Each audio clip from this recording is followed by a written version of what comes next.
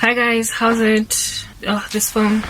Anyway, so I have not been recording as many YouTube videos recently because I've been doing everything in my power to try and get out of this rut, out of this mess by embarking on other endeavors. Not only that, I have started 2 channels that don't have my face in them to test the narrative to see if maybe I'm not being targeted because, I don't know, facial recognition or whatever.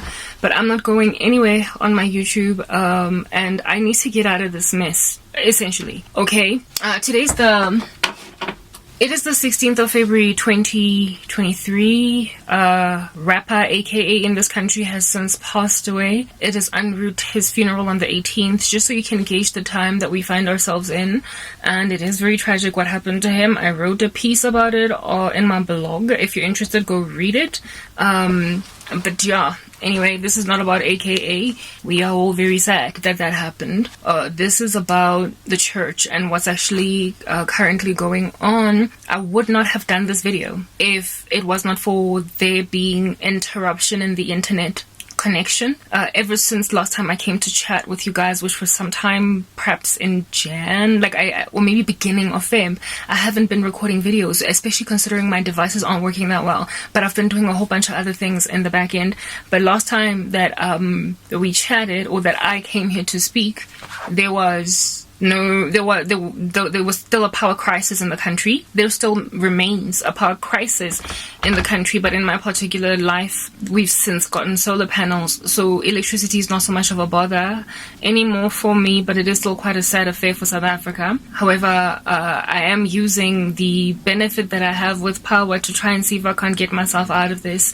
Guys, you know what? I really do not know what is going on. I have been asking God, who's right? You know, there are so many voices in the church, and not all of them are these flagrant heretics that are worthy of just being ignored ever so immediately.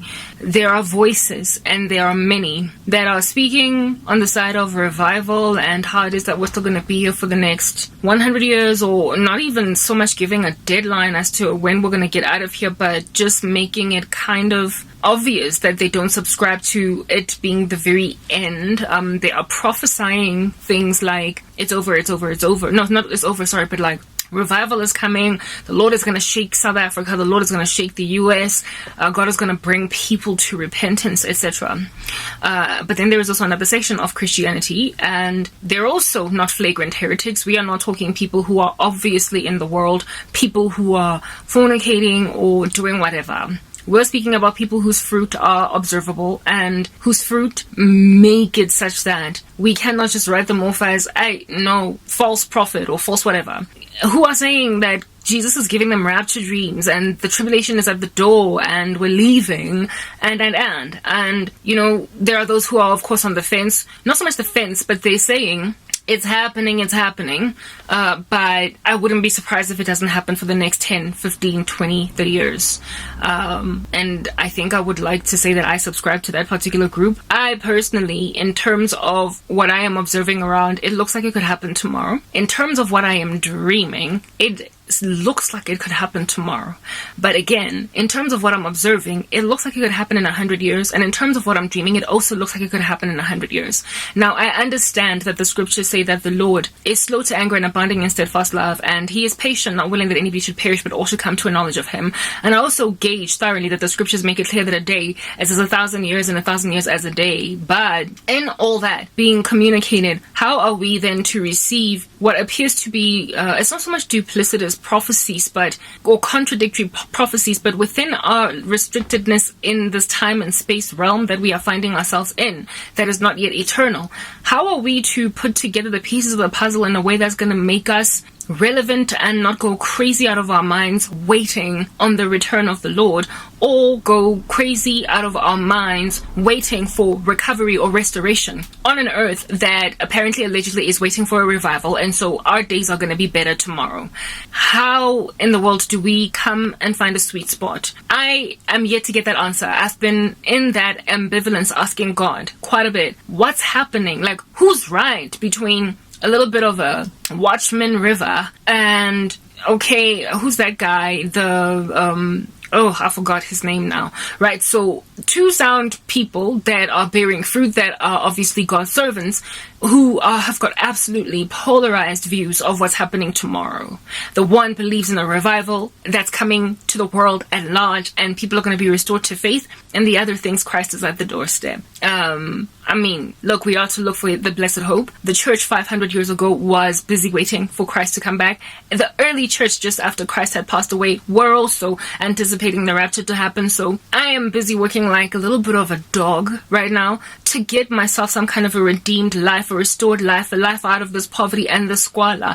Because what if there is a revival? What if there is a tomorrow? What must I work harder on? Planting the message of the rapture or the contrary? Well, guys, I have gotten two very disturbing visions, not visions, dreams, and in two separate seasons, like as in the one happened about a month and a half ago and the other one happened just yesterday, last night when I was sleeping. And these dreams of mine, I thought that when I got the dream, for instance, of the one guy, that was God confirming to me that the rapture is at the door. But after getting a dream of the other guy, I'm like feeling like, oh, so that was not a confirmation that the rapture is at the door. It was just a debunking of that particular human being. So the scriptures make it clear that in the last days, men will be lovers of themselves, lovers of money, and they're going to be boastful, proud, blasphemous, disobedient to parents, unthankful, unholy, ungracious, slanderous, having a form of godliness but denying the power thereof, that they are going to be always learning but never coming to a knowledge of truth, that we should have nothing to do with such people, that they will worm their way into the lives of weak-willed women. He also wrote in Matthew 24 that because of an increase in lawlessness, the love of many is going to grow cold. So there will be just a rampant amount of lawlessness all over the show. He also speaks about how it is that not everybody who calls me Lord, Lord will enter the kingdom of heaven. He spoke about there being also a very grandiose apostasy, that there will be a falling away from the faith. Do you understand what I'm saying?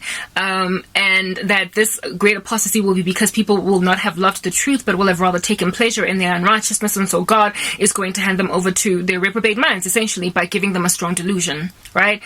So we know that there are going to be people in the faith, in the church, who are going to just very simply flat out disappoint. We know, but you will know them by their fruit. And we tend to want to sort of kind of highlight or identify an individual that we are watching the videos of on YouTube, for instance, if they're a YouTuber. We want to highlight them as bearing fruit just simply because they sound so sound. They sound so they are veracious, they're doctrinally sound. What they are preaching are not necessarily doctrines of demons. The one guy I dreamt about actually is preaching a doctrine of demons, but it's not an essential, I believe, what it is that he is preaching. So for those reasons, I just continue to consume his content. What are the things that we disagree on are, it's one of those arguments where it's like, is it the rapture pre-trib, mid-trib, or post-trib type thing, right? So we disagree on something that is a non-essential. And so for those reasons, I didn't write more. If I continued to follow him, but he was exposed in so a terrible light that I could not, for the life of me, ignore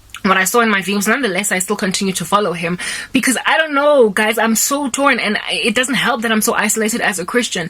I'm just watching all of this and I'm like, okay. Let me try and get my life back together. Likely the reason why that dude was written off, or at least what God is showing me about him, is because, already he's got that doctrine that I believe is kind of demonic, so whatever. Let's just move on. Some people might argue that it's not demonic, it's just misled, miscalculated. He's not necessarily a thorough enough scholar of the scriptures. But others might be like, no, it's just entirely demonic for a person to believe that. The people of the last days are lovers of pleasure. It is written of in 2 Timothy 3, right? They are lovers of pleasure rather than lovers of God, and they have a form of godliness that denies the power thereof. And one of the things that God makes clear in these scriptures is that we must not love the world. Do you understand? And everything that is in this world, because this world is passing away. Those scriptures are just all up in everybody's faces with a flying cake. Like there is no disputing what God has to say about the adoration of this planet. We must not attach ourselves to it. On that day, we are like the foolish rich man who stores up for himself in his barns in his barn like riches, and tomorrow he will pass away and all of his stuff will go to some other person. So to debunk altogether the fact that Christ is first and foremost returning for a 1,000-year millennial reign here on earth, and also to completely disregard the rapture altogether when it's listed all across these scriptures, is problematic for me for those reasons, because these people who believe that the kingdom of heaven is already yes, the kingdom of heaven is at hand and it is here already, but only in the church that dwells on the earth. But we do know that this earth does have a finality. It will end as with fire. It will be burnt. The scriptures are clear how it is that this concern is going to end. And for somebody to just disregard that altogether is, for me, flat out irresponsible. But, some people, you just kind of write them off as they need to learn a little bit more, and in due season they will find out what's going on. But there are people that have been getting exposed by the Lord as not even believers, guys, that are very richly difficult to not trust as such, because we have this propensity within us as believers to imagine that just because somebody appears to be sound on YouTube, or whatever it is, that might be a book that they've written, just because they are sound therein, that they're believers. But I guess there will be a segment of Christianity in the last days that will be handed over to their reprobate minds, because faith without works is dead. To be doctrinally sound, 1 Corinthians 13, to basically have prophecies from heaven but have not love. On that day you have nothing. You are like a loud gong and a clanging cymbal. When you are doctrinally sound and you can prophesy and have a word of knowledge from here to Timbuktu, really, like the Bible is your, this miraculously, just absolutely well articulated thing by you. However, you don't actually in your private life bear fruit. That is another thing altogether, and those are the most deceiving, I suppose. Those will be among the most deceiving of last days written off, handed over people who are exceptionally doctrinally sound, or at least largely. And so therefore, based on how doctrinally sound they are, with us having no understanding of what's going on in their personal lives, these are going to be the guys that we're going to be just absolutely thrown out of our jackets to discover we're not even saved, because they were living these duplicitous lives, these double lives that were not representative of the kingdom of heaven at all, and they were entirely disqualified, just as it is written in the book of Jude, in the sight of Christ. It's going to be a shock. I want to talk about that because, goodness gracious, I can't work because there's no internet, and I want to, just highlight those issues with this glitchy phone of mine and come to some kind of, hopefully, as I continue to discuss, conviction as to what's going on. Are we going home, or is God just separating the wheat from the tares right here on earth, and we still have another couple of years to go, but he's bringing out these flagrant heretics? But how in the world are these flagrant heretics ever going to be brought out, since they are so sober and so sounding to us in the forefront? Anyway, I'm going to go on right ahead and tell you who it is that I dreamt about. I'm going to describe them very, very, very well, that you might reach conclusions yourself who they are, but I will not say their names because I'm kind of nervous about that. Next part.